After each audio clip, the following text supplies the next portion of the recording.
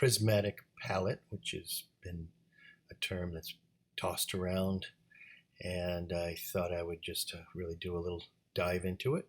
And so it's loosely, segment is both about color, which we had a few other segments about that, as well as sort of an ongoing um, string theory segment, which is basically tying artists together in terms of influence and teaching, legacy, so on. So, Frank Vincent Dumont, artist that was both a teacher and illustrator and a fine artist, and influenced a number of artists, including these two first ones here: Norman Rockwell, who we're all familiar with; Everett Raymond Kinsler, who was a well-known portrait artist; John Osborne, an artist that showed in the same gallery that I did when I first started showing with John Pence. And John Osborne influenced Joe Paquette, and likewise, Joe Paquette influenced Scott Lloyd Anderson as a Scott was a student of his. So that's what this segment is loosely about, and let's get into that with Frank Dumond. And I found this blog, part of a blog online, and forgive me for not referencing the author. I just sort of did a real quick dive into his work here, and articles that were written about him, and came up with this. And I was drawn to the very first quote that was in bold here: "You can only paint as well as you can mask," which is one of my it's going to be one of my lines now, but it's also one of my ways that I block in paintings from the very beginning, and it's great to see that as being that important. And so let's move on here to some of his work, and a couple of landscape paintings that he did back in the day. He was born in 1865, so he was around at the turn of the century, and obviously well, he had a long teaching career, so he worked with both Norman Rockwell and Everett Kinsler, who Kinsler just died, I think a couple of years ago, 2019. So that stretches quite a bit of time there. I find it interesting that Frank Dumont stressed the massing part, and yet he really gets into a lot of detail with these leaves here in this particular work. But nonetheless, here is what we are defining as a prismatic palette, or he's defining as a prismatic palette. What he did was, and I am not advocating that anyone do this exact same thing, but there are artists that currently use this strategy of organizing their palette to work on location outdoors. And so what Frank Dumont did was he came up with this palette that was basically pre-mixed palette that you could go outside and work with relatively quickly. And that was his intention, was his way to help students organize their palettes on location. So pre-mixing these puddles of paint. And so that's what your palette would look like, basically. And what else did I want to tell you on this one here? So there's a couple things. Sorry, just organizing my thoughts here.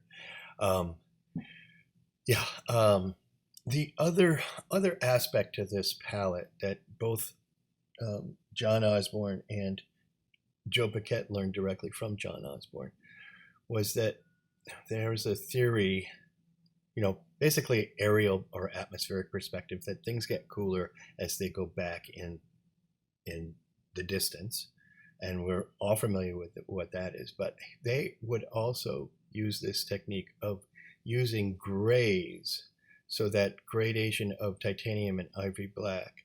They would use the grays more in the foreground and more blues in the distance. And that, whether you want to call that a formula or what have you, that is sort of relatively new to me to hear that strategy. I mean, it definitely works with Joe Paquette's work, and I know Joe fairly well, and he's an amazing painter, and kind of a larger than life dude. Really like him. So getting back to our artist string theory here, Frank Dumond influenced Norman Rockwell, who we are all well aware of, but a couple of paintings of his just for fun, and a triple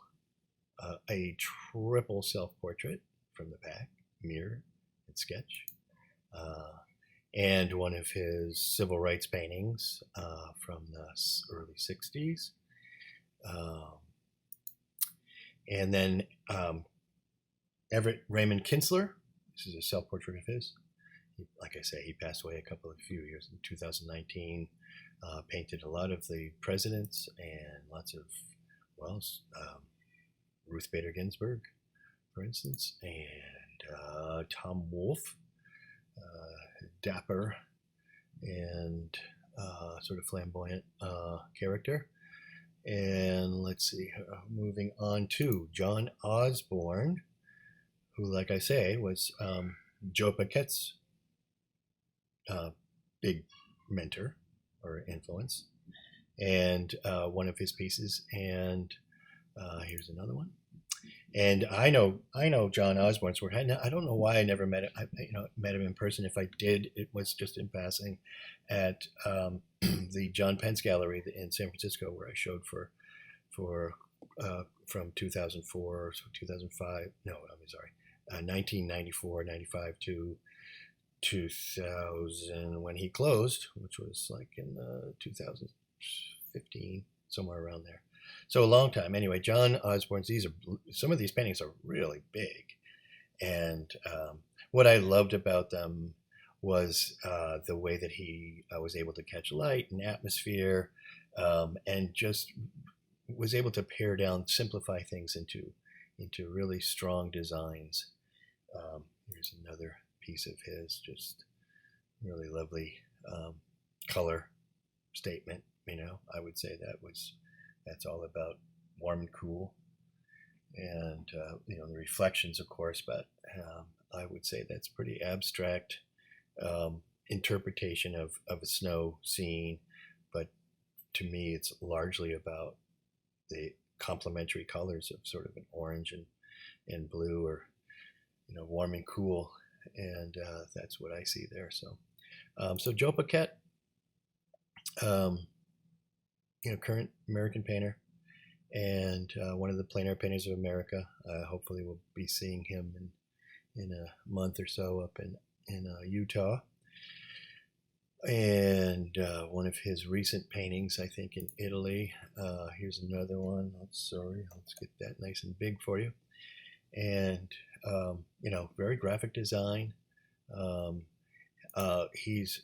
I just love this piece. These are small paintings, by the way, 8 by 12 inches, relatively small. I have a difficult time getting down that small, especially with details like the nun. Apparently, the painting is called "Nun on Her Phone."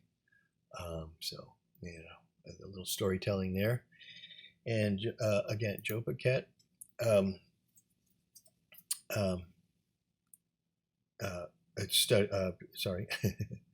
Working with Scott Lloyd Anderson, both from now in Minnesota, and unless Joe moved, but I know that they both were out in Minnesota for quite a while.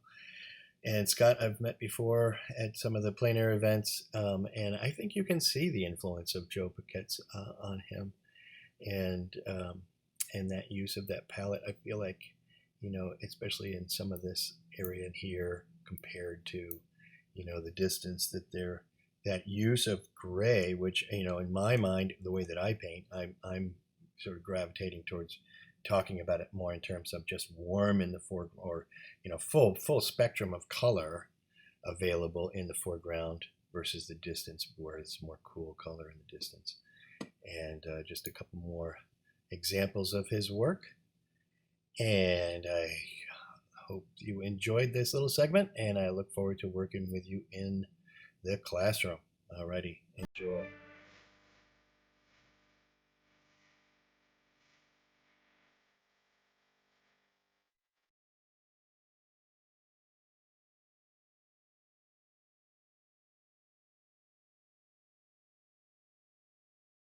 From scene to scene, framing your vision is the theme of this course, and is designed for artists at all levels to explore new ways of seeing the world around them, to recognize the potential for subject matter in the everyday, and how to translate that into paintings that share your unique vision. My teaching experience includes 10 years at the San Francisco Academy of Art, Pixar Studios, and the California College of Art, and private workshops for 25 years.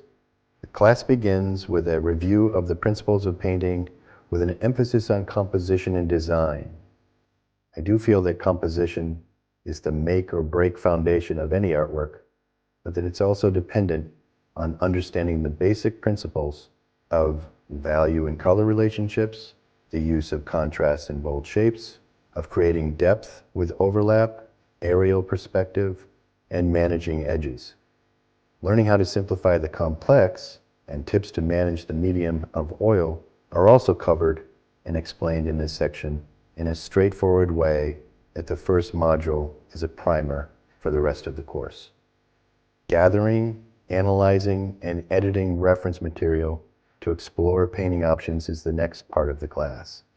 In Module 2, we'll dive into quick studies with a constant focus on the design potential, while at the same time strengthening skills in brush handling, how to simplify, edit, and critique your studies destined for larger studio paintings. The third module will focus on how to handle figurative elements in a scene. Gesture, proportion, editing, and grouping all need to be considered, but practice is ultimately the key. So this module focuses and encourages lots of that. The final part of the course, which in many ways can be seen as just the beginning, concentrates on how to develop larger studio paintings while implementing the principles put forward in the earlier modules.